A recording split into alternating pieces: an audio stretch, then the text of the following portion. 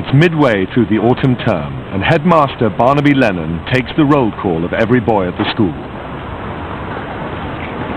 Jamie Dick Taylor, Tan Lottatinum, Marna Naruna, Miles Truoff. Caring for 792 pupils 24 hours a day, Harrow takes pride in keeping them all as busy as possible.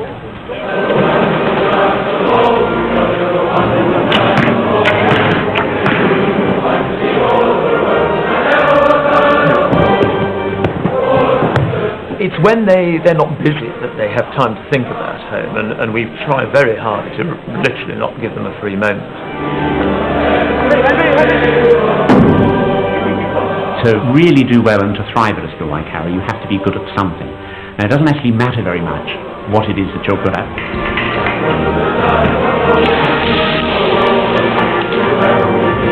I don't know how it is that you can end up with quite so many extracurricular activities and work as well, academic commitments at the same time. When you're feeling quite optimistic, it's okay. And other times it feels awful and it all comes down on top of your head like a load of bricks. Members of Albion House.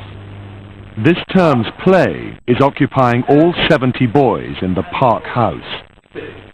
Old boys, sit. The housemaster wanted a play with lots and lots of people, so that they were all kept busy at various times. Mr. Franklin has put together this term's production. 40 Years On is a play about the masters in a public school staging a play. Let's see how it goes. All right? Bottom of page 30. I see pupils getting engaged in activities and achieving things that they certainly wouldn't if it wasn't for some sort of inter-house competition. I mean, how many adolescent boys would willingly stand up on a stage and sing? Not many in my experience. It happens because they're keen to beat the other house. The Park's housemaster, Rob Collins, is a music lover, so he's keen that the boys do well in the inter-house singing contest known as the Glees and Twelves.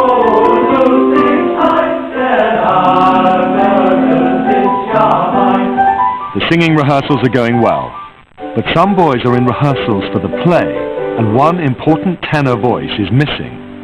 Good. This school, this Albion House, this little huddle of buildings in a fold of the Downs. Back at the theatre, Ben Owen Clark is watching a master class in the delicate schoolboy art of picking your nose. It's a really difficult bit to get. It's a long way up there, okay? So by the time that the headmaster actually looks at you, your finger is halfway up your nose and really wrestling with it, okay? And then says, 30 years ago today, Tupper, and I want you to freeze with your finger there. God, I've been discovered, you know. The Germans marched into Poland and you're picking your nose. Pull it out like that. See me afterwards. Nod. 30 years ago today, Tupper, the Germans. That was absolutely repulsive. That's showbiz, then. The inter-house cross-country finals. After 5 earlier rounds, 2 houses, Drury's and Morton's, are neck and neck. It's tight at the top, so the housemasters are down here urging the boys on, and the boys are trying to do their best in lots of mud and lots of rain and lots of cold. Risking David Ellery's displeasure, one runner has failed to turn up on time. His assistant housemaster, Keith Metcalf. Late, These young beats, you can't rely on them. He's late every week. It's scandalous. How can you expect the boys to run when he's late? Departmental meeting. Come on, at least I'm running, Mr. Ellery. Well, quite right too. Now you've got to catch up. Get him going. Catch up. He arrived late as usual, but he's one of the best runners in the school, so he'll be there towards the end. 3.5 miles and over 20 minutes later, Drury's take a narrow lead over their rivals Morton's. We're in first place at the moment, so the boys can do really well to try and win the overall event. Oh, bye for Mr. Barry. Morton's housemaster Simon Barry gives his all to the cause, Every week. only to learn that rival house Drury's have won by just 2 points. It grieves me that congratulations to them if that is so. They do all turn out and they do run hard. Sport is something that I'm very keen on. Team spirit, house sport, school sport. I believe that a busy boy is a happy boy. But in worsening weather, the happy boys are bailing out fast. I'm going for Bath. And the race isn't over. Slower boys are still out on the course. Ich bin die Dutzendweis für mich. Say it again. A German teacher is helping at the park. They may not have won the cross-country, but the singing team is sounding good.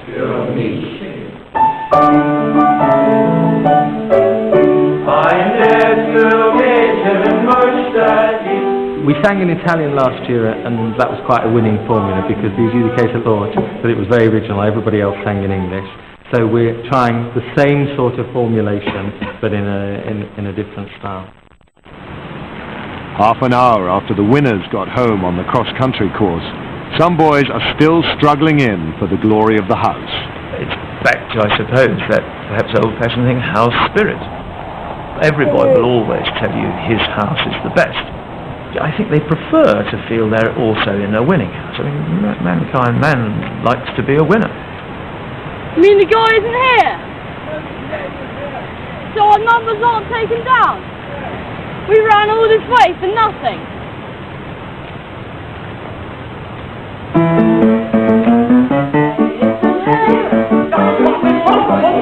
In the theatre, some park house boys are still singing. But this time in last-minute rehearsals for their play. Everyone in the house is doing something. Costumes, lighting, props, or building the set. I don't understand it at all. Well, the way to do that is to sing it once. Ben Owen Clark's been missing rehearsals for the Glees and Twelves. We do that. He's struggling with 70 pages of dialogue for the play, his A-levels, his work with the Harrow Rifle Corps, practicing for the swing band and the choir. And that's without having to learn his lyrics in German.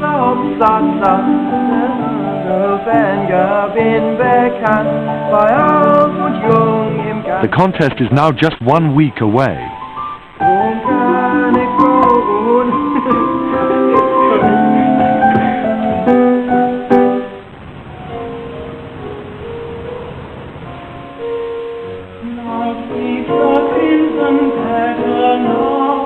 "14-year-old Luka Gakic is another boy who's busier than most. Luka is a refugee from the war-torn former Yugoslavia. At a state primary school, he won a full scholarship to Harrow. Luka's family lost almost everything in the war, and his entire education is now funded by the Beckwith Scholarship. The scheme even paid for 2 years at prep school to prepare him for public school life. The Harrow fees, I suppose, are 15,000 or 16,000 a year. So if you add up 5 years at Harrow and 2 years at prep school, that's an enormous amount of money. That money comes from a school governor who won a council scholarship to Harrow 40 years ago. Peter Beckwith now repays that debt by funding education for boys who, like himself, come from a modest family background. One of the questions that Beckwith scholars' parents ask me more than any others is, am I going to be the only family who doesn't have a Rolls Royce at home, or are we going to be the only family that doesn't have a swimming pool in the garden? And the answer to that is absolutely not. Nearly 200 boys apply to be tested each year for just 2 scholarship places on the Peter Beckwith scheme. They would have to have an IQ of about 120 plus, and really be very good at something else. So some of them are very good musicians, some of them are very good at art, some are very good at drama. And some are very good at rugby. Luka Gakic is one of 7 boys from one house, all part of the under-16s team. They're unbeaten this year. They're the Morton's Magnificent 7. In 3 seasons, only one school has ever beaten this team.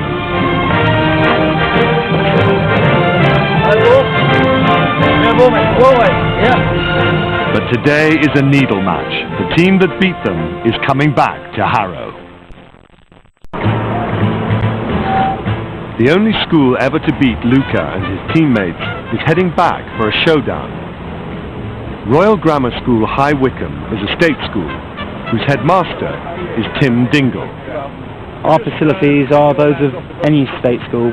We don't have an indoor swimming pool, we don't have a sports pool of their size, and certainly we don't have the wonderful fields you see around you. It's a vital match for both teams. I hope in my heart that we win, and it would be nice to win by a few points. I suspect it will be very tight. I would say final score 20 points to 15 to the RGS. The red shirts of RGS are sweeping all before them. Their headmaster's prediction looks like coming true, until a try-saving tackle from Luca. A prize catch for any Harrow housemaster. Clearly a boy with an outstanding talent. You just welcome him with open arms at whatever stage.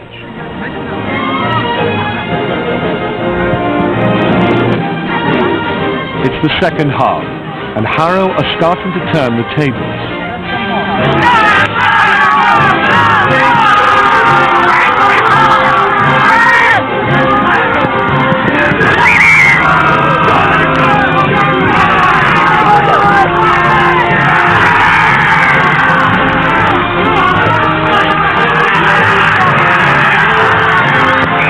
Victory to Harrow, 22-0. At the park, they're rehearsing the second section of the house singing contest, unaccompanied harmony known as the Glees.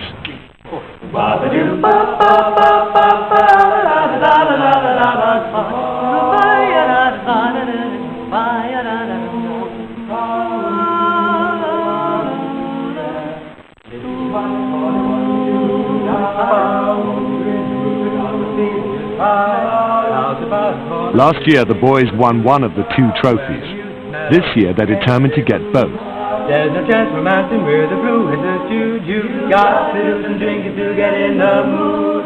There's a lot at stake this time. To be able to win it again, or to get a double whammy to win both this time would be really, really good. A builder up and out to put me in the mood. Very good. Well done. Yeah. I have to say there's quite a lot of secrecy about what different houses do, so it won't be until we're really quite near to the competition that we've got any idea what other houses are doing or what sort of team they're going to field. But it's hard to keep secrets among 800 boys. Juries are usually a strong house, but this year I've heard they're not so good. They're attempting to do Bohemian Rhapsody for their 12, and it's not coming off so well, so I hear. Easy come, easy go, will you let me go? Peace, love. They've chosen a difficult song, which could impress the judges or go horribly wrong.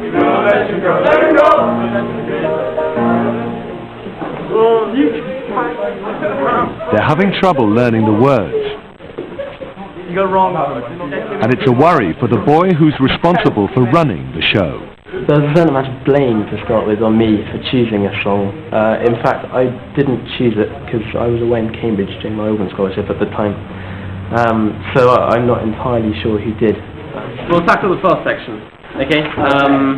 From I See a Little Silhouette. I see a little silhouette of a man, Scaramouche, Scaramouche, will you do the man? I thought about changing it and attempted to suggest it, but was flatly refused. So it's everyone else's choice, really. Nothing to do with me. It's the opening night of the Park House play. It's a nerve-wracking time for housemaster Rob Collins. So we had a big dress rehearsal last night. This is the real thing, and the place is humming. I'm feeling a bit tense, a bit iffy, but I think it's going to go okay. I should be nervous too, on tenterhooks. I hope the prompter isn't needed to.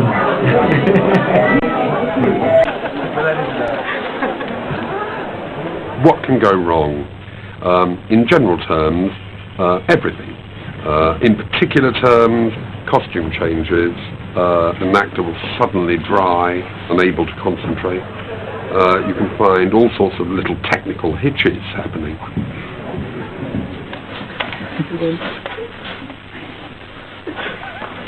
Members of Albion House, this Albion House, This little huddle of buildings in a fold of the Downs, home of a long line of English gentlemen, symbol of warmth that is most enduring in our hopes and traditions.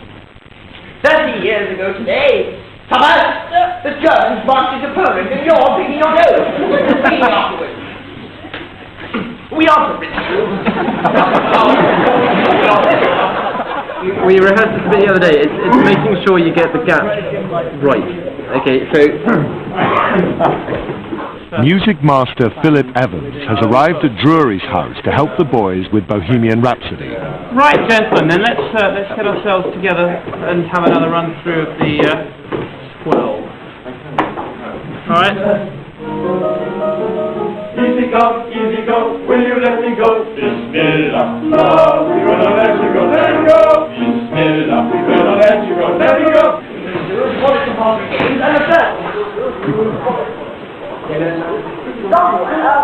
Somebody is smoking! It's you, boy! And you're No, sir. You mean yes, sir? No, sir. Don't bully me, sir! Smoking stunts the growth! Come on.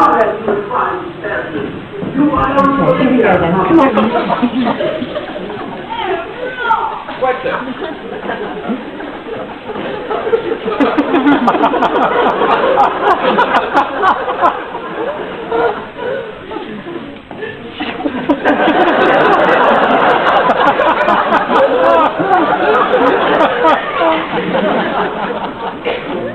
Beelzebub and the devil put aside for me, for me, for me.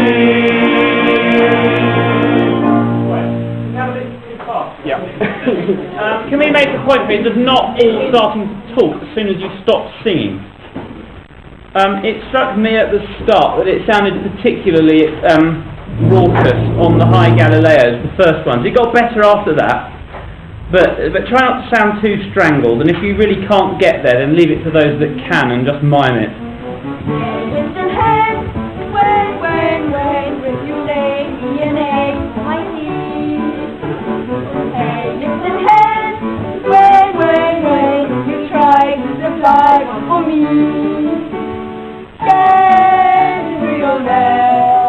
Now I've got to get ready for my Withers the Butler scene. I feel more light-hearted than I've done for years. I don't. The end of our world, Milton. They are rolling up from that hole.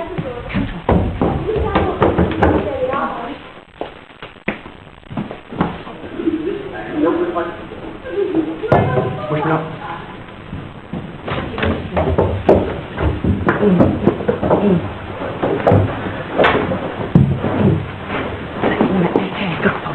It'll be in the 60s. Come along. I can't go yet. There's an air raid on it. I haven't got it that far.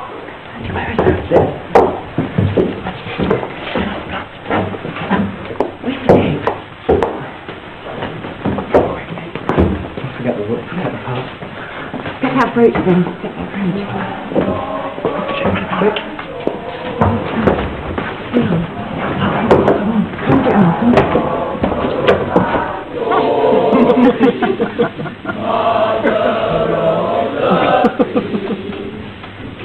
I don't think the boys would say that doing a house play is a labour of love. A labour, yes. Love only rarely, I would think. Look out! Tap! Go! I would certainly say that it was a labour of love for certain individuals.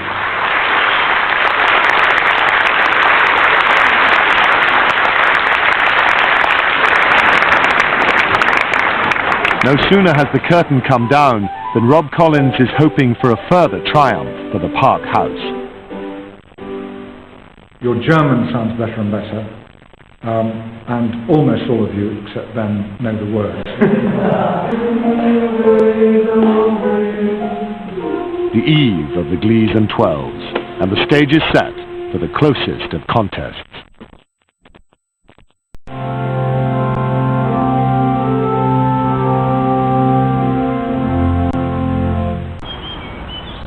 Dawn at Harrow School.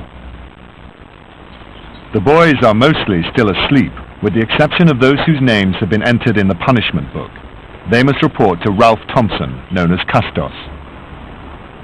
boys are put on Custos report for being untidy or inappropriately dressed. Wheeler. Sir. Who put you on report? Mr. Barry, sir. For what? For having my top button undone, sir. So the top button's undone now, isn't it? Isn't it? And where's your aunt? Do I need my hat, sir? Of course you need your aunt. I'll let you off this time, but tomorrow you bring your aunt. Thanks very much. Alright? Thank you. You have a good day. Bye, sir. Good day to you, sir. Sometimes it's true that school teachers appear to be pretty petty, and that's a pity if that's how they come across. But on the other hand, there is another important golden rule that's worth bearing in mind, and that sometimes if you make a fuss about the small things, the big problems don't come your way. This is my number one man. Dashwood. Right, this is your last one? Yep. The boys must report to Custos on 3 consecutive mornings between 7:30 and 8:20. 2, 3, 1. You're trying to beat your man. No, I'm not, sir. Nobody beats Stallman. No, that ain't nobody. Early morning rising is one of the boys' least favourite punishments. Right, away you go. Have a nice day. Cheers, Custos. Yes, you're late. You're just 22 now. Yes, okay. Okay, thanks a lot. That's 3 schoolboys disciplined, and all before breakfast. The early shift of the catering staff is already preparing for lunch. Over the next 12 hours, the kitchens will serve 2,600 hot meals to staff and boys. All on a budget of just £2.30 per boy per day.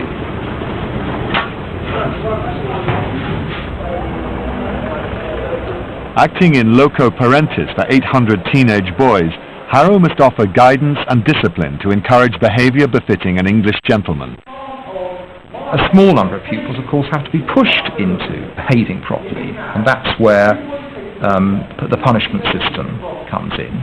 We haven't got corporal punishment, but I mean, I wouldn't, particularly approve of corporal punishment anyway. And I suspect that in the past, school teachers overreacted and punished pupils more than was necessary. In centuries past, boys were birched for offences like leaning from windows and walking in the road. One headmaster flogged 500 boys in the course of his career. But caning at Harrow stopped in 1987.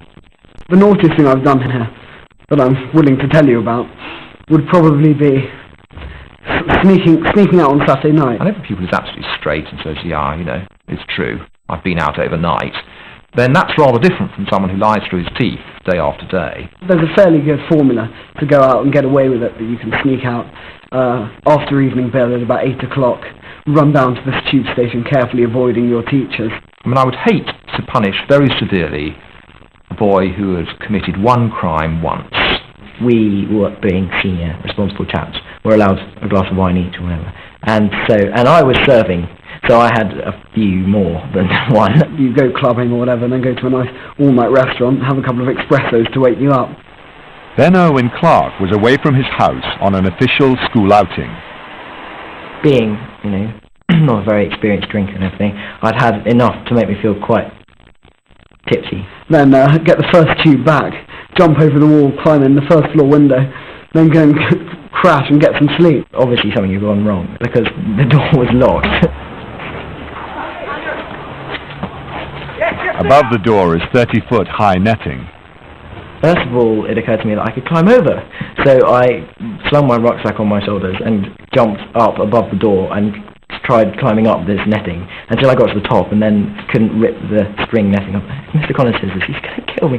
Anyway, yeah, and I couldn't get the string netting off the top. So eventually I climbed back down again and then just spent 20 minutes throwing stones at people's windows until someone got so annoyed that they stood up and opened their window. I said, come on, open the door. So they let me in. By mid-morning in the Harrow School kitchens, things are coming to the boil.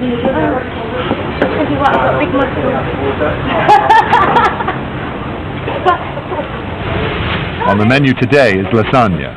It's a favourite with the boys, who between them eat 1,000 kilos of meat a week.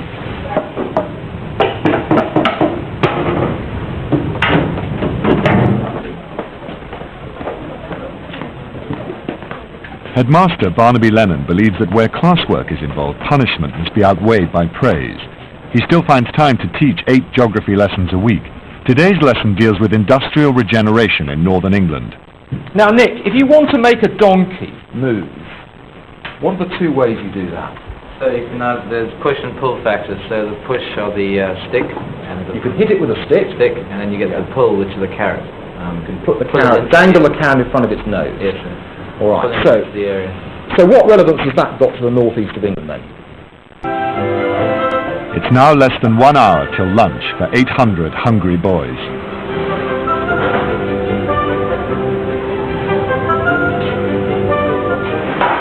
The weekly shopping list includes 500 loaves of bread, 2,500 eggs and 3,500 pints of milk.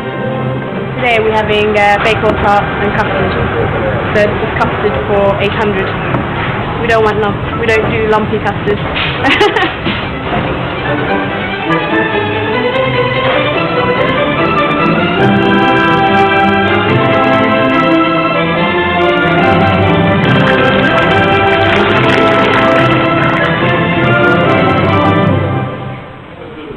Central to Harrow's carrot and stick motivation policy are daily meetings between housemasters and boys.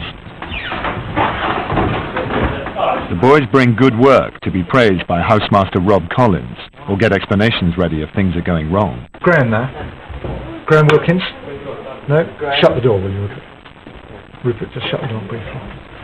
Now, chaps, where should you have been yesterday at 11 o'clock? You were at Mass? Yeah.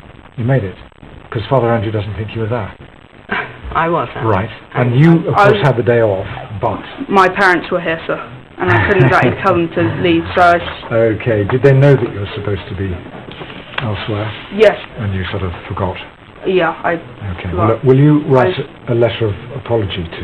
I'm going to chapel tomorrow morning. Write a letter. Okay. Fine. I'll send him a note saying you were there. Yes, sir. And when you see him, you will be very charming to him, which you know. Yes.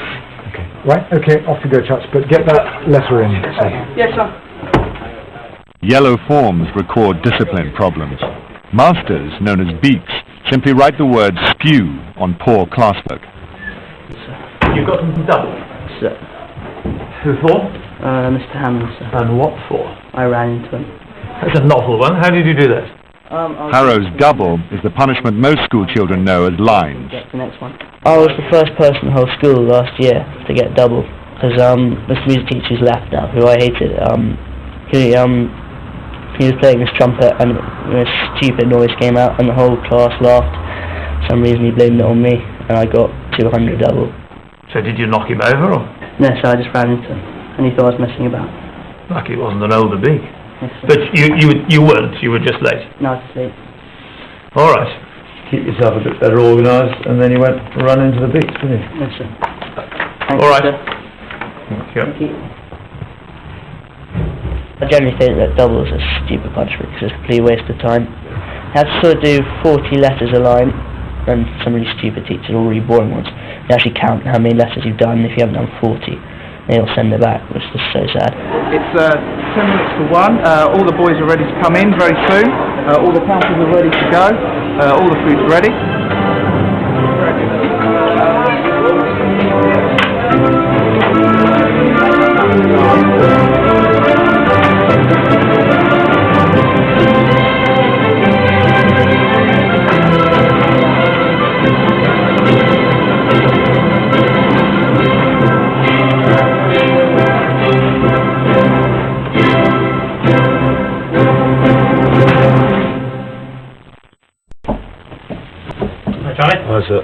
Can we go through the SKU book for this week, please? How many criminals have we got this week? There's quite a few, actually. Sit down soon. Drury's housemaster, David Ellery, delegates some of the discipline of junior boys to prefects in the upper sixth. A for Johnson. His head of house, Charlie Allman Brown, admits he had the occasional lapse himself. I don't think I've been caught doing much, that's the thing. I've been quite sly about what I've been doing here and there. But, you know, just the odd beer here, the odd beer there, mostly. House punishments include delivering morning papers or helping matron with dirty laundry. Yeah. Okay, I've skied you both for missing job without asking my permission. You both saw me before lunch. Yeah, sorry. And you didn't even ask. Okay, so it's not funny. So you're both on sheets. So please be there 7:20 with matron. Cheers. 20 plus, you have to be there at 20 plus. 20 plus. Send Marlon, please. Yeah, okay. Hey Mike, you. More serious issues, like boys caught smoking behind the sports hall, are tackled downstairs in the housemaster's study. You've both got 3 weeks hard labour down in the dining hall. So that will involve you reporting to the dining hall at 5 to 7 every morning. You need to be aware that if you're caught smoking again, or you're involved in any other major school rule, then that's going to get you into really serious trouble. In terms, then your future in the school will come in doubt. So I've written to your parents. Now I don't know if you've spoken to your parents or not, but those letters will arrive on their doormats tomorrow morning. If you're smoking to be cool and have a big image, it doesn't work, because people don't think you're cool by smoking. Yeah, Mike, you got done for in bed late, deliberately disobedience. And it's happened before in the term. You know, I've caught you, several others have caught you, so please don't do it. It's bad form. So, paper duty for a week. Okay, thanks. Yeah, sorry about that. No problem. Housemaster David Ellery is also a Premiership football referee with a reputation for strictly enforcing the rules. There's quite a lot of parallels between me as a referee and me as a housemaster. In the same way I believe on a football field, that if things are strictly controlled, the negative is dealt with and reduced, and so if boys are not being bullied, not being given a hard time, are discouraged strongly from misbehaving, they focus their energies on doing positive things as an individual and as a group. As a housemaster, David Ellery faces problems you certainly wouldn't see on the football pitch. The portrait of me working at my desk was actually painted by one of the senior boys when I first became housemaster, and there's quite a nice story behind that.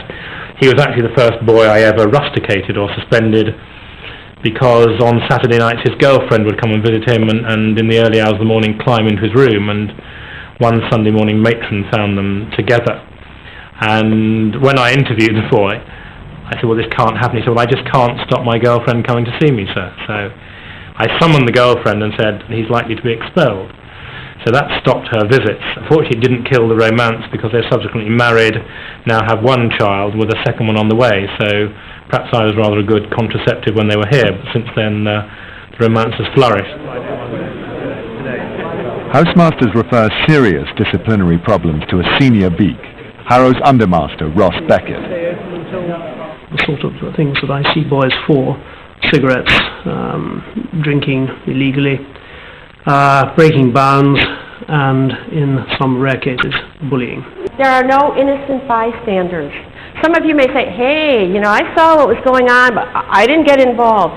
Each of you is responsible to making a difference in the atmosphere at Harrow. And if you Bullying or other serious offences result in rustication when boys are sent home for 3 or 4 days. A boy who is rusticated, of course, is you should see this as a severe warning as to his future behaviour. And of course we can't go on rusticating boys. A boy who is rusticated had better watch his step. Well, certainly requiring a pupil to leave the school is one of the most difficult things that any head teacher, of course, has to do. I can't say that I've required many pupils to leave Harrow, but the small number that I required to leave the school last year were all boys who basically were either unable to work or unable to behave. They'd been offered plenty of warnings, and in the end I was quite sure they would be far happier at an alternative school because they just hadn't settled here. Put the sheets down. Let's see if we can do the first 2 verses from memory. This term's major inter-house singing contest, known as the Gleason 12s, is about to take place. The boys have been practicing for weeks.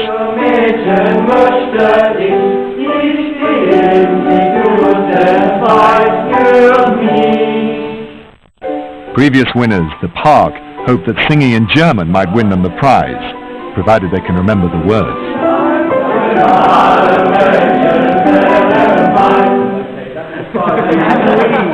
We lost it on those last two lines. Thunderbolt and lightning, very, very frightening me. Galileo, Galileo, Galileo, Galileo, Galileo, Galileo. Hark's arch rivals, Drury's House, are gambling that their choice of song, Bohemian Rhapsody, will impress the judge and win them the competition. Galileo, Galileo, Figaro, where did he go? I'm just a poor boy, nobody loves me. He's just a poor boy. On occasions like the grand singing final, the school breaks its own rules and lets the boys stay up late. In his last year at the park, Housemaster Rob Collins hopes his boys will win. But all 11 Harrow houses are competing, and first on stage are the park's strongest rivals, Drury's.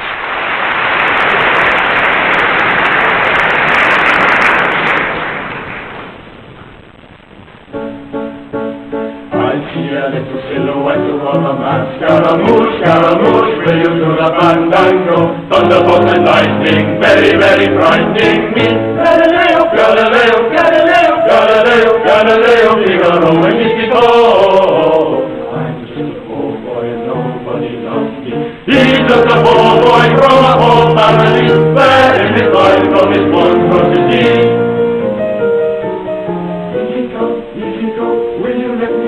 Bismillah, no, we will not let you go, let me go.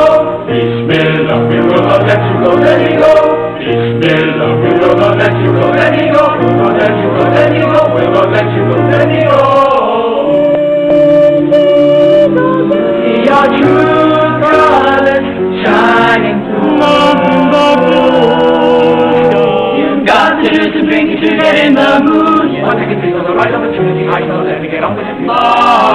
When you're in love, or irritating your Latino, that moon, I know I was we're out together, dancing to the amber boys and up pitches in the park. I think it's that song, he's done as if no mess with it, but instead, wah, wah. Each boy gets a big bed cut by all the gloom in dancing man.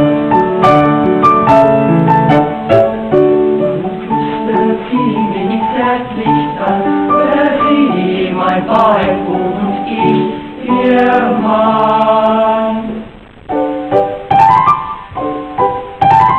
Ich schwebe meiner Seite ein, ich biete wie ein Kind sie ein.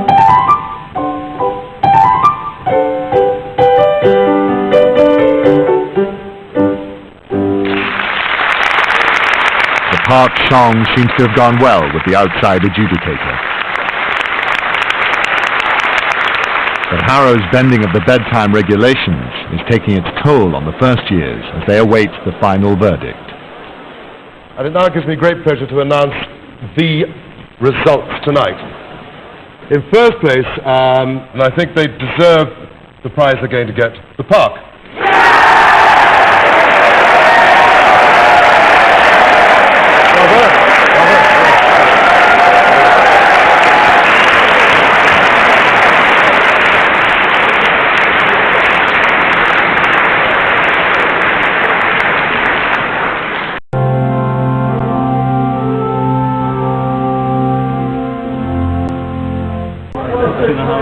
The annual Long Ducker charity run is soon to set off from the schoolyard. We who are about to die salute you.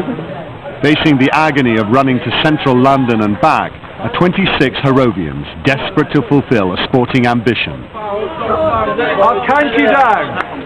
The run, named after a duck pond the boys used to swim in, presents a grueling challenge to both boys and masters. 4, 3, 2, 1, go! 20 miles lie ahead, ending in a tortuous climb back up to Harrow-on-the-Hill. One experienced runner is chemistry teacher Ian Farrell. I used to think when I saw the Long Ducker runners going out training that they were all really mad, but I got caught up in that. Ian acts as pacemaker to the boys. As usual, the front group have got off ahead because of all the applause and adrenaline at the start, and they're just going round the next bend ahead of us, about a minute ahead, which is really too fast for some of them. We're doing a good pace for about 2 hours 50, and these are all the sensible people around me. Among those sensible runners and leading Ian's group is Tom Mangle in his final year and taking this last chance to win a very special school tie. One of the rewards of completing a long Ducker run, which is almost 21 miles, is if you get back in under 3 hours, you are awarded with this tie, the long Ducker tie, which to me is one of the most coveted sporting ties in the school, and it's a great sense of achievement. I just think it's absolutely extraordinary that any young person would contemplate running 20 miles, and particularly a pretty gruelling 20 miles. Keep drinking, even if you don't feel too thirsty. Only senior boys are allowed to tackle the 20-mile run, and they have to undergo a rigorous training program. They train for it, of course, but however much they've trained, it must still hurt like hell. It may hurt, but it's all in a good cause, raising over £20,000 for charity.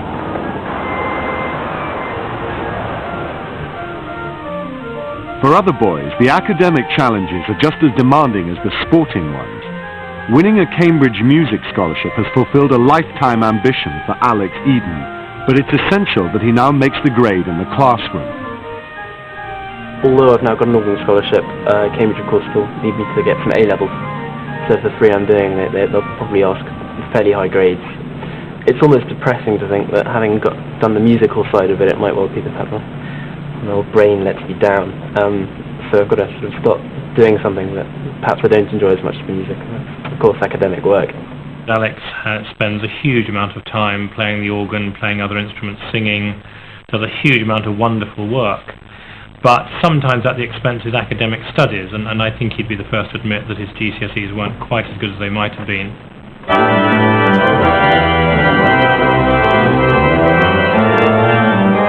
The next step towards A-level success will be the mid-term mock examinations.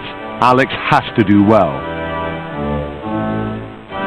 I think he can do it, but I think he's got to convince himself that he can do it, and that's going to be the real test. Among the front runners is one boy tackling 20 miles for the first time, but he's worried because he's missed some of the training runs.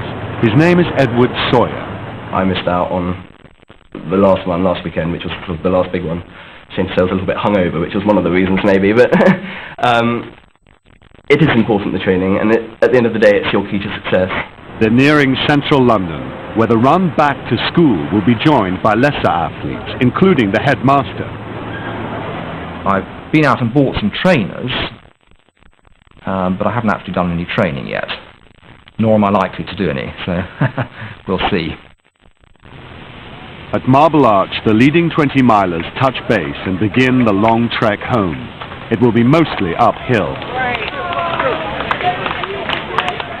350 boys and masters have been sponsored for the return 10-mile trip. I've been handed a piece of card, and on one side is the medical centre telephone number, and on the other side 2 20p pieces for a public phone box. K for headmaster, claps is on the way. Very thoughtful. In a far corner of Harrow's 400 acres lies the school's private farm. It's a working dairy farm that boys also use for educational purposes. On the tractor is Harrow's sixth former Matthew Scotter. He knows what he wants to do when he leaves, but he knows it may not be easy. Ever since I've come here, really, I wanted to be a country vet. Just nothing else interests me at all. We lived in Somerset all my life, which is very rural, and I've just sort of been around with animals, and it just came naturally, honestly. Competition for places at veterinary college after A-levels is intense. Well, the problem is everyone who applies has got 3A grade predictions. All of them generally get 3A grades, and all of them have done work experience. So the difference between the candidates going in is just minute, and you've got to be that little bit better than anyone else. It's a great advantage to experience real-life farming problems. The calves are weaned from their mum after about 2 days, so they get the first milk because it contains all the antibodies from the mum. When they come in here, they have to drink out of the bucket, and as it's powdered milk out of the bucket, they don't know how to drink it. don't know what a bucket is, so you have to pretend your fingers are teats and guide their head towards this, and eventually they work out what they're supposed to be doing. It's all vital ammunition for college selection boards. You want to lead the interview yourself. If you can just sort of blabber on, not blabber, but talk on about something interesting like TB and how you can prevent it on a farm and what's happening at the moment, it's all great. Well, I've got 20 minutes to go, about 1.5 miles. It's quite hard work, but I'm taking it easy. I know I can finish. I'm not going to kill myself. Ian's not far behind the leaders, but has now reached the dreaded Sudbury Hill. It's here I normally just want to stop, because I've done it so many times, and I think, why do I need to do this? Why am I here? And this is the best test of character I know, because it's a long, slow slog up to the steepest part of the course. And you know you've got 1.5 miles of climbing. There's some boys coming up fast behind me, which is part of the course. They know they're near the finish.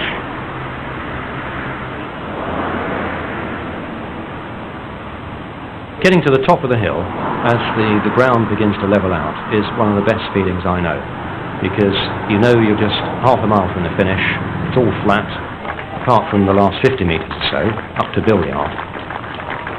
Narrowly squeezing ahead of a teacher, it's a triumph for Edward Sawyer. It's Edward's first 20-miler, and he's won.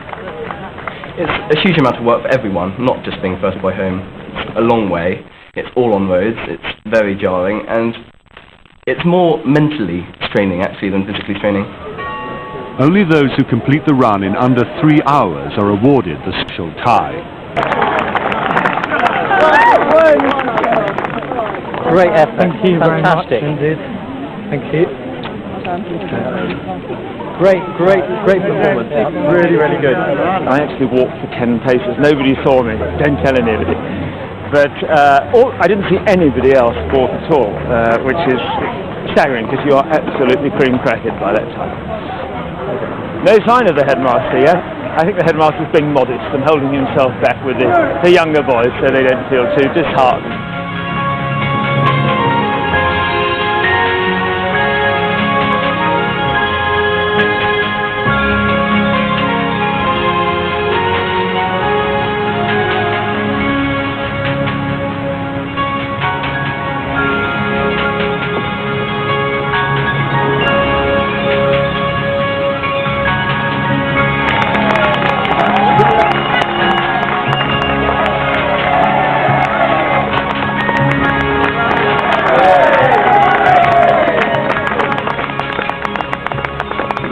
Well done. That's all right. I didn't leave till past, but I stopped doing it. Yeah, that's pretty good. The first boy in is Edward Sawyer with time of 2:25. Well done.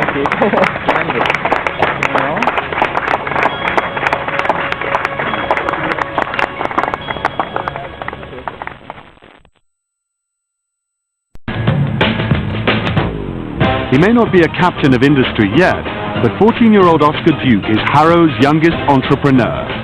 It's first Sweetie Supremo. It's Toffee Tycoon. I think lots of boys had thought about the idea of having a tuck shop, but nobody had actually ever thought seriously enough about it to get it off the ground. I think I'm probably quite a determined person, and so once I'd set my heart on doing it, I was definitely going to continue until it was finished. Unhappy with local sweet shop prices, Oscar persuaded other boys to join him in buying shares to set up the Newlands House tuck shop. Profits benefit the house, but the investors also receive dividends of 30p in the pound. 45, Molly? Yes.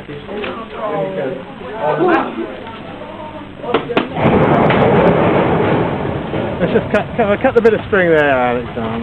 Aspiring vet Matthew Scotter is helping with a roundup dangerously close to Harrow's cherished rugby fields. We're moving the heifers back, which are the young cows. They're at the moment in the other side of the playing fields, so we have to try and run them back to the farm without them escaping sideways and joining in the rugby practices.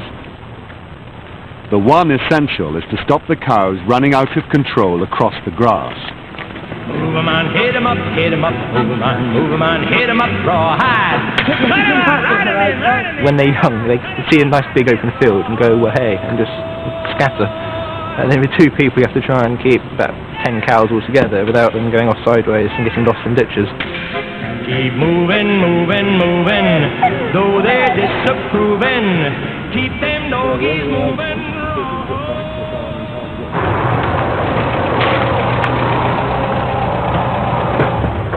Back at Newland's house, tuck shop boss Oscar Duke has been spending money he drew from the bank.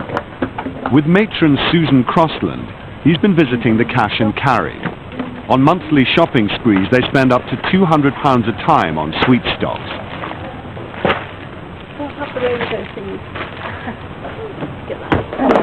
Purple. Oh, squishy boats with gory guts. Do you think that they'll sell all right? You make me want to revolting. So horrible. Oh yes. They're little beetles. And the blood comes out. Look, all the blood. Products are tested by Susan for Oscar's Emporium. What she finds disgusting, he knows will sell well. They're awful. Look at them. They're horrid. Oh, yeah, quite nice. I'm sure they'll be really good sellers. It seems to be a winning formula for retail success. Oscar's products are much in demand. Okay. So I think I'm afraid we're shut now. You're shut? Yeah. Oh, please, Sorry, guys. I'll pay you extra. Oh, rejection. I'll pay you bonuses. I'm sorry, but I think we've got to get on to the shareholders meeting now. Lots of people have suggested an entrepreneurial career, but I never really wanted that. I mean, I've always thought of the tuck shop as more something sort of fun as opposed to a job, really. So, have you ever called a C major? A composition class for organist Alex Eden and members of the sixth form. Neapolitan 6 is the chord of the flattened supertonic first inversion.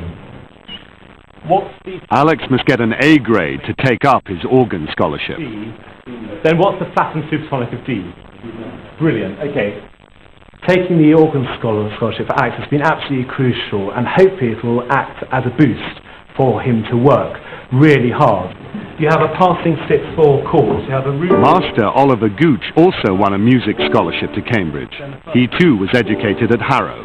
I was in a very similar situation 5 years ago, where that immediately made me focus and work and think this could be mine, which happened. If it happened for me, I'm sure it can happen for Alex. He really does put his mind to it. Or you could go to the major. Do you know what that's called? Just because it's done quite a lot. Alex has just finished his mock A-levels. His academic progress is worrying his housemaster David Ellery. He needs 2 A's and a B at A-level to secure his place at Cambridge, and his exam results, I think, are somewhat disappointing and give cause for concern as to whether he's going to make the grade in all 3 subjects. I think making sure I get the right A-level grades is just a question of time management. In history, he, for one of his masters, is somewhere around grade C or D. Just tightening up on sort of the odd 20 minutes here and there. For English, one master has him at grade B and the other master has him at grade C. Instead of just sort of sitting around listening to the radio or socialising or something, perhaps be more edged towards sort of reading a book that could prove useful. And in music, one grades in B and the other one grades in A/B. Ideally, I'd be in charge of a choir somewhere, nice big cathedral, big cathedral clothes and lots of people around and just enjoying themselves and enjoying what I'm doing with a choir or something. I think would be my idealistic view of what I might end up doing in 20 years' time. Anything but teaching, really. In the end, like any other boy at any school, Alex Eden has got to sit down at his desk and put in the hours. Nobody can do that for him. All I can do is create the right environment and the right personal motivation. Since David Ellery's assessment, Alex has been busy rehearsing for the forthcoming Churchill Songs, Harrow's biggest musical event. His A-level exams are just months away. At Morton's, they're preparing for a social with girls from a local independent school. 12 girls have been invited for the evening to mix with sixth formers, whilst the younger boys act as waiters. On tonight's menu, salmon, crab, and fine French wines.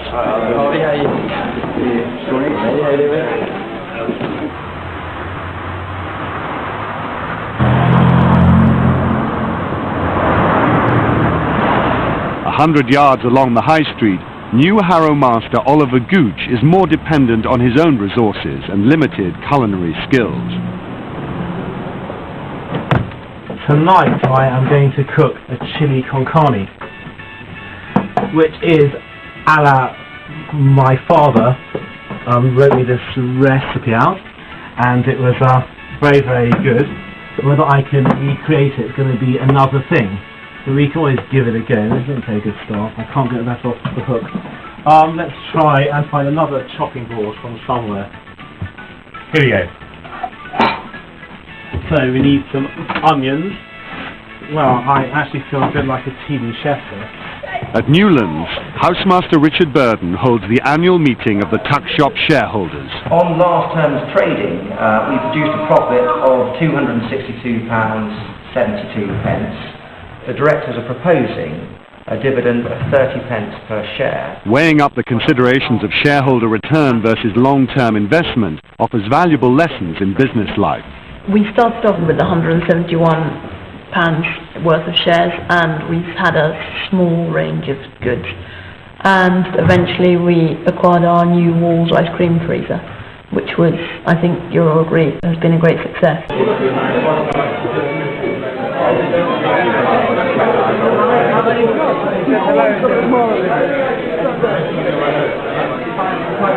The family of Gongo. These socials are not designed as blind dates exactly, and rarely does a long-term relationship come out of them. But you would expect that after this evening there will be perhaps one or two who will maybe exchange letters, maybe phone calls, and a date or two may well result. Now I'm looking for some herbs.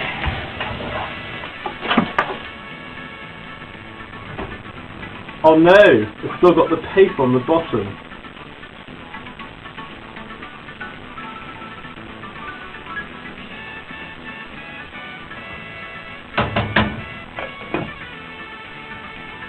Add a bit of Marmite if needed. Marmite and chili con carne. Never heard of it. I think I'll give the Marmite a miss there. Right. And et voilà, chili con carne à la goutte sans Marmite.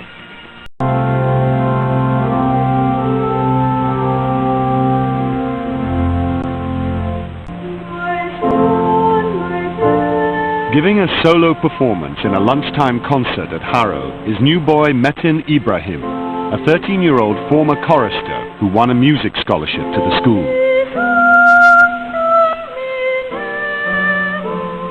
In the audience is his mother, Sue. I remember the first time that we came up to Harrow, and Metin and I looked at each other thinking, you know, gosh, are we a little bit out of our depth here? It's certainly not what we're used to at all. Metin's talent means his parents pay just part of the public school's fees. Sometimes we still have to pinch ourselves to think that he is actually here with all these grand buildings. Harrow's been building grand buildings for centuries. From the first classroom in 1615, the school's grown beyond recognition in size and in value.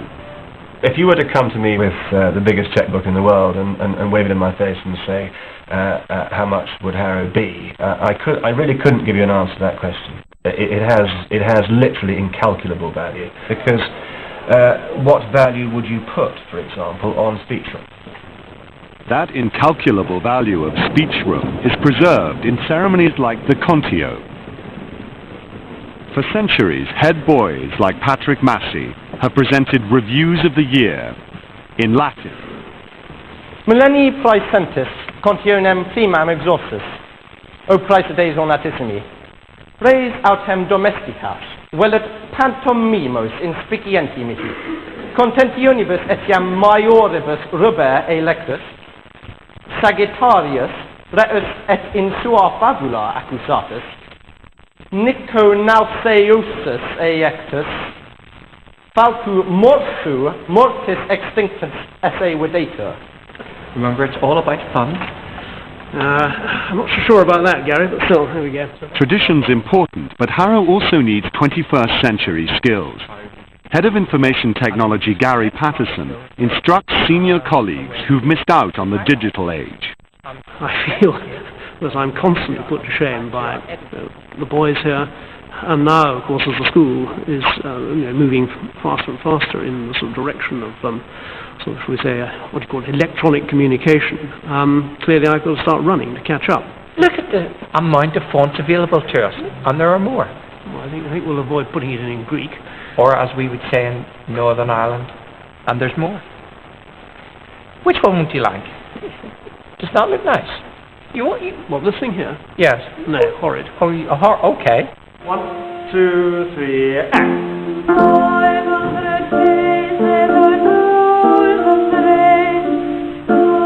Metin Ibrahim and other volunteers audition for another traditional event. A new boy always sings a solo at Churchill's Songs, Harrow's most important musical performance.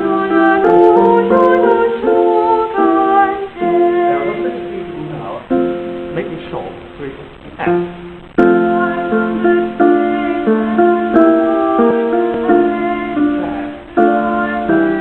Every nuance will be observed. So, to make my life easier, I tend to look for someone who's experienced at singing, but someone to take a risk as well.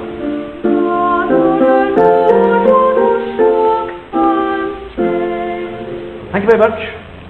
We'll contact you.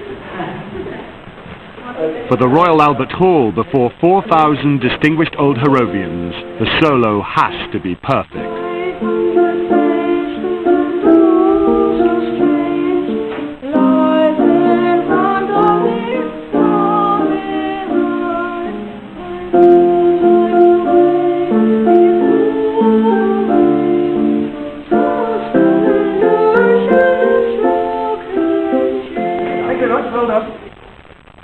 And we just type leadership. Okay.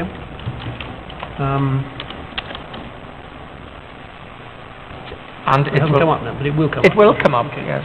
You want me to do this? Yes.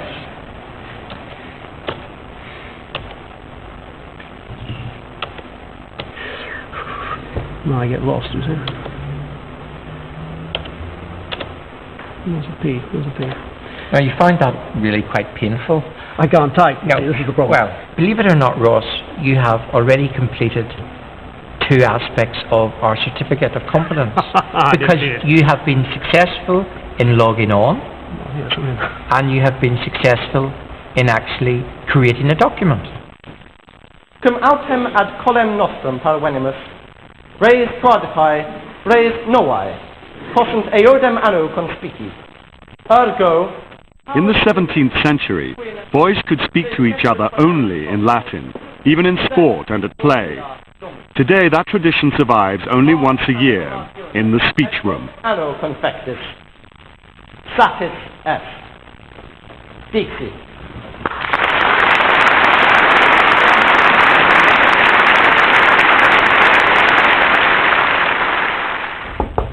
Come in. Metin, come in.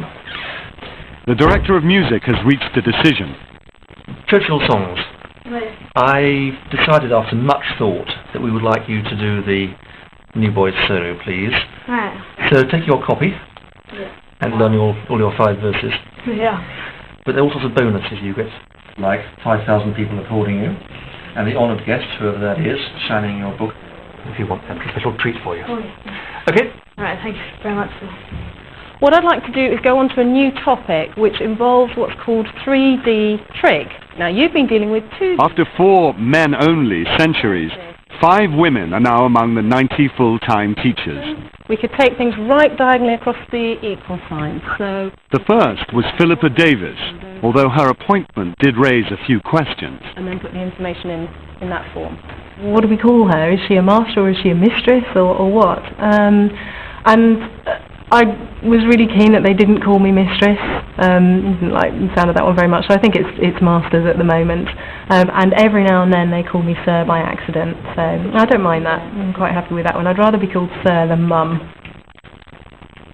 Teaching mathematics, Philippa also became Harrow's first female department chief, although since then others have been appointed, like head of classics Judith Affleck. And what words do we get from hospitable, etc., etc. Good, okay, so who as an enemy? Girls in the classroom are the most recent innovation at Harrow. A local state school, which no longer teaches A-level Latin, sends girls to study in classrooms where Latin has been a tradition for 400 years. New boy soloist Metin Ibrahim has been learning his lines. We sat down every evening and took a verse a night and went through it with him. And it was quite nerve-wracking because they're not easy words to learn. We went to the Albert Hall actually last night, and we saw the place where the actual tenor was standing, and Dad and I kept looking at each other thinking, oh my God, can you imagine Metin's going to be standing there in front of an audience like this? One of Harrow's proudest traditions is the singing of Harrow songs, a music collection assembled over the past 140 years.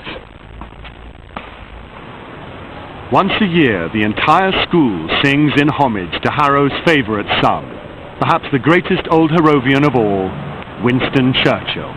In 1940, in the darkest hours of the war, Churchill's private secretary heard Churchill singing Harrow songs in the bath, and wondered whether it would cheer him up to go to Harrow and hear the boys singing these songs for his benefit, which he did. And he so enjoyed it, he went back every year for the rest of his life. This year's songs are special. For the 60th anniversary of Churchill's first visit, they will be performed at the Royal Albert Hall. Do those four again, it's terrible. Raining in Torrance. 2, 3, and... Raining in Torrance again, they say. No.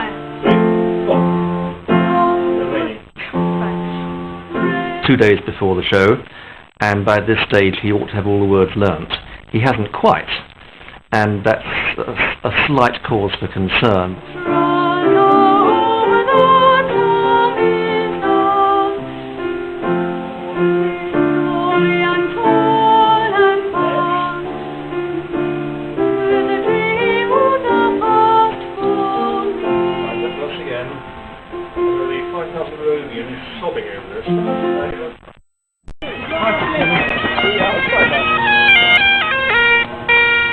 It's an important match for the first 15 rugby team.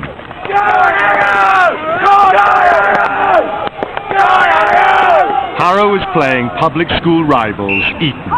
It's a long-established rivalry because we are the boys up on the hill with the boys down in Windsor, and it's a very close relationship, and it's a big day for everybody. It's been a disappointing season so far, but today's a chance for the black-shirted Harrow team to redeem itself. But it's not a good start.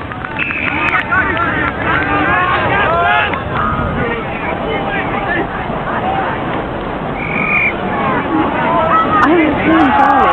He's number one. The day of Churchill songs and the final rehearsals. When I walked in, I looked around and it actually looked bigger than normal because I've been to the other hall before, and when it's empty, it's very grand and big.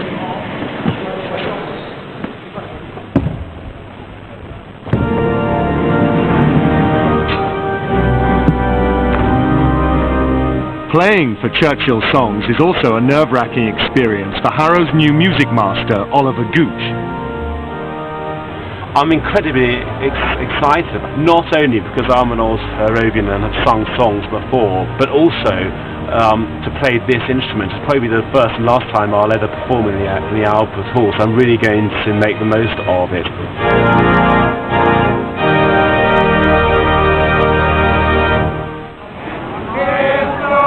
Harrow songs are also used to cheer on the rugby team. But today, they're just not doing the trick.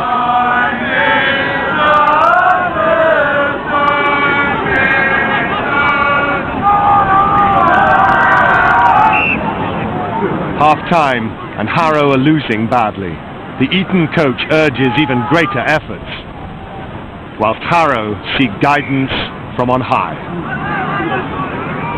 When I walked the hill I mean, he saw our church and steeple, and looked on many a league of green, with here and there a palm between, and scarcely any people.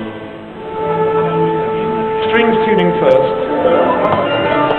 Awaiting their turn to rehearse, the boys are finding their own amusements. Waltzing one, please.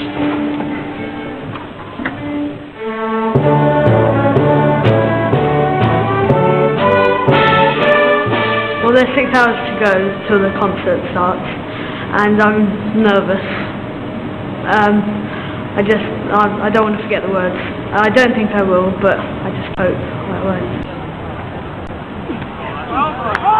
The dying moments of the match, and Eton supporters are gaining heart.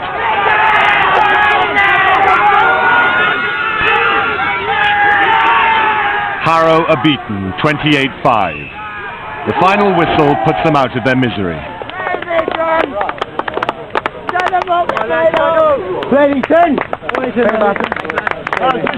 Today was disappointing from our own personal level of performance, and as such, Is it your Majesty? My Lord Visitor of Harrow School. Yeah. And then I say... Guest of honour, Churchill's surviving daughter, Lady Soames, is rehearsing with Headmaster Barnaby Lennon. And I thank you, Headmaster, for the warm welcome you have given me and other members of the Churchill family. Can you hear me, Mother? Magnificent! The drama master, Martin Tyrrell, is coaching them. Hear every word, exactly the right speed. That's all right, is it? That's wonderful. Yes, fine. We're Inspectors have just given Harrow a good report, and the headmaster wants to stress that fact in his speech. We are not really meant to quote selectively, so these few lines must remain between the few of us. Thank you, Martin. The first line of the report. Harrow is a very good school. Pause for applause. Among guests gathering outside, a soloist met in Ibrahim's parents. When we arrived here, it was almost as if, you know, what are we doing here? An occasion like this we've never been to before, and it's rather overwhelming. But first there's another nervous moment as Metin and his parents attend the VIP reception. A chance to meet former Harrow parents Michael Hesseltine and Dennis Thatcher.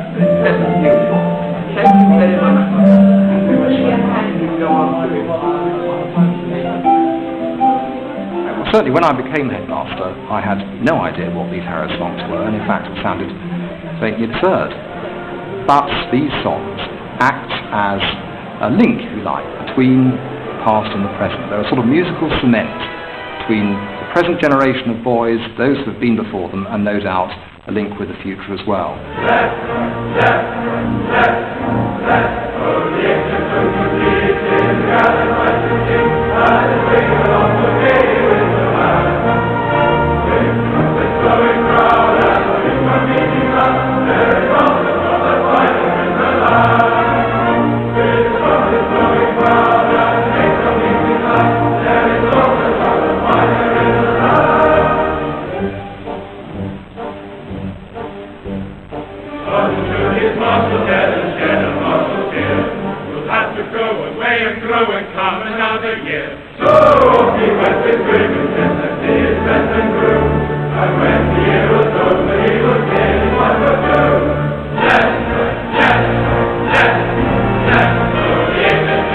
In 50 years' time, it won't be the same school that it is now. And it's not the same school now as it was, well, even 15 years ago. It will continue to evolve, to reflect the wishes, particularly of parents. but Harrow will survive.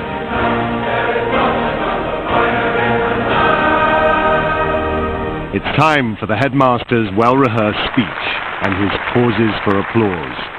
I received their report this morning. We're not meant to quote selectively, so these few lines must remain between the few of us.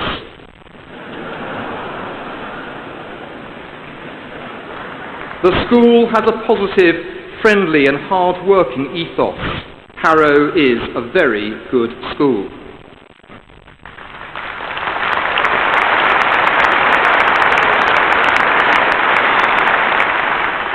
The soloist in 500 Faces is Metin Ibrahim of Westacre.